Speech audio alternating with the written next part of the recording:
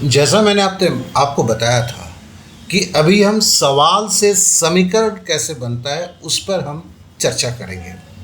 और देखिए, हम समीकरण को हल नहीं करेंगे। समीकरण को हल आप पिछले क्लासों में 2 क्लास में कर चुके हैं।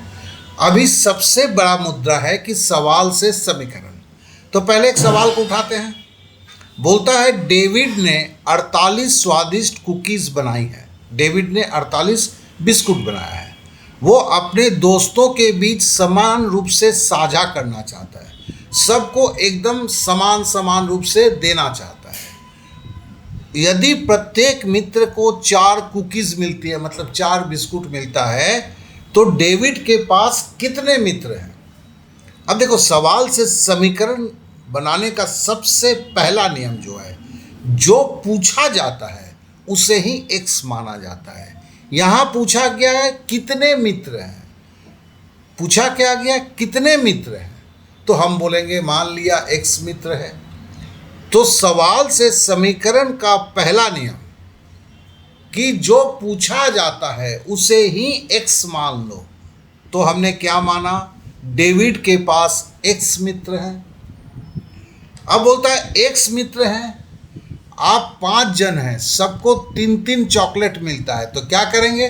5 को 3 से गुणा कर देंगे।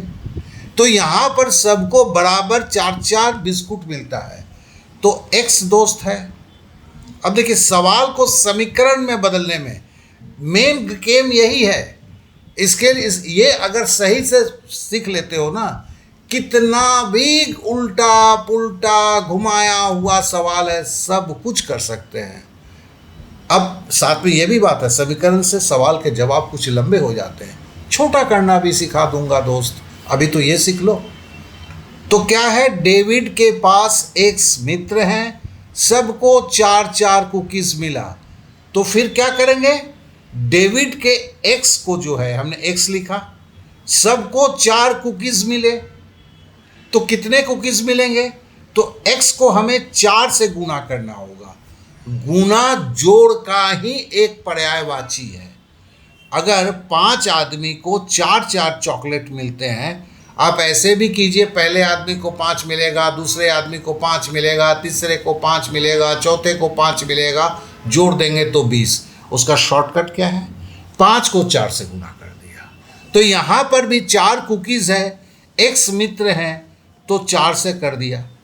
और डेविड ने बनाया कितना बिस्कुट था? 48 बिस्कुट बनाया था, सब उसने बांट दिया था ना। तो हमारा, जब मैं समीकरण बना रहा हूं, एक बराबर का चिन्ह आएगा। समीकरण बना रहा हूं तो एक बराबर का चिन्ह आएगा। समीकरण बना रहा हूं तो एक बराबर का चिन्ह आएगा। अब देखो, एक फ्रेंड है, 4-4 करके बिस्कुट मिलता है, और डेविड ने कुल 48 बिस्कुट बनाए हैं, तो हम लिखेंगे बराबर, ये समीकरण में चेंज हुआ, 48 बिस्कुट। ऐसा नहीं कि जहाँ पे हमारी इच्छा हुई बराबर लिख दिए। अगर 5 चॉकलेट करके 4 जन होता है, तो 5 गुने 4 बराबर 20। ये भी देखो, x कोई संख्या होगा, ये पकड़ लो 12, 12 गुने 4 48, मतलब x 12 लड़के होंगे। तो आपको इस सवाल को यहाँ ही तक आना है, हल नहीं करना है।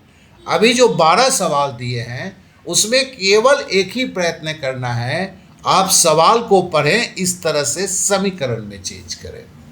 यही मेन चीज़ है। समीकरण के हल अभी भी आपका थोड़ा कमज़ोर है, तो प्रैक्टिस करते करते ठीक हो जाएगा। भागोगे तो काम नहीं होगा। एक लड़का भाग रहा है, अभी भी भाग रहा है। तो सबसे पहला है, सवाल से समीकरण में चेंज कर देना। सबसे आसान काम होता है, और सबसे दिक्कत भरा लोगों को यही लगता है। यहीं पर डीडी स्टाइल दूसरों से अलग होता है और डंके की चोट पर रहता है। ठीक है ना? तो चलो दोस्तों, अब इसे कर डालो। किसे? जो 12 सवाल मैंने दिए हैं। फिर ऐसे करके हम 7 दिन में 100 सवाल से ऊपर कर लेंगे। हर चैप्टर को छू लेंगे। नंबर सिस्टम से शुरू करेंगे, नंबर सिस्टम का करेंगे, प्रतिशत का करेंगे, लाभ और हानि का करेंगे, चक्रवृद्धि ब्याज करेंगे, सरल ब्याज करेंगे,